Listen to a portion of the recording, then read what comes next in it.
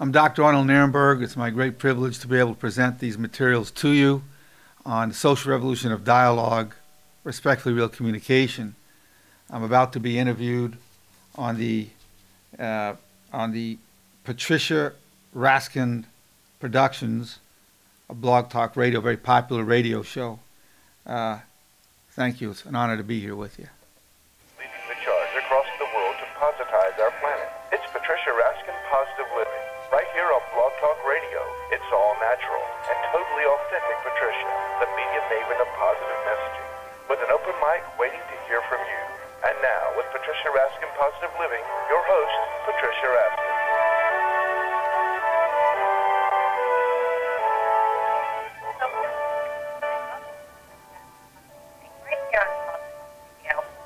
Great guest for you this morning, which defies that age is just a number. My guest is Dr. Arnold Nerenberg. He's a PhD who's been a clinical psychologist in private practice for over 35 years.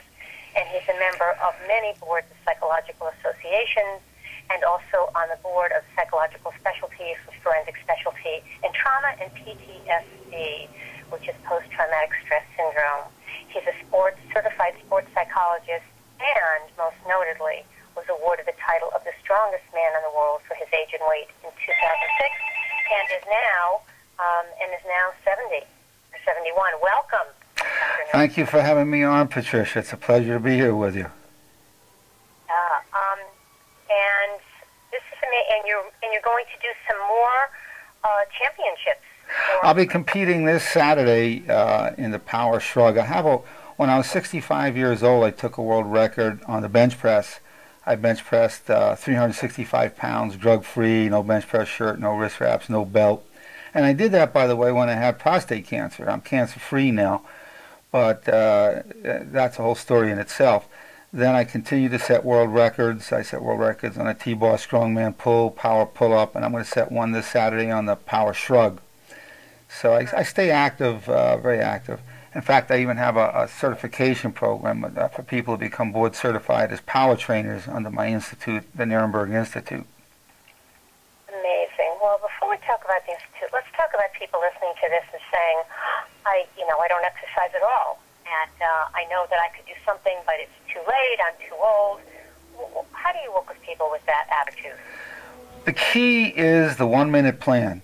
The idea is this: the hardest part about getting in shape is getting started. So I have people commit to 1 minute, and by that 1 minute they could be doing push-ups, leg raises, deep knee bends, whatever they want to do. A 1 minute walk. Once I get people moving, it's much easier to go from 1 minute to 30 minutes, much easier than going from 0 minutes to 30 minutes. The second part is people think, well, I've got to get in my gym outfit, I got to drive to the gym and back. It could be 15-minute drive there, 15-minute drive back. It's a half hour right there. And what I tell people, the second part of this is knowing there's a universal gym. What's the universal gym? It's the floor. It's the earth. You can always get down, do push-ups, you can do deep knee bends. There are many other exercises you could do using the floor or going outside on the lawn and on the earth. So these are the two key concepts. You don't have to go somewhere to work out because the universal gym is always with you. Even if you're in a plane off the earth, there's still a floor. You can still walk and do stretching or whatever up and down the aisles or in the back cabin there. So, yeah. and in 1 minute, that's the key. Let me ask you something. What would you say, how do you apply this to people who come to you, with post-traumatic stress syndrome? And it could be from finding out they got bad news with their health. It could be from the breakup of a relationship.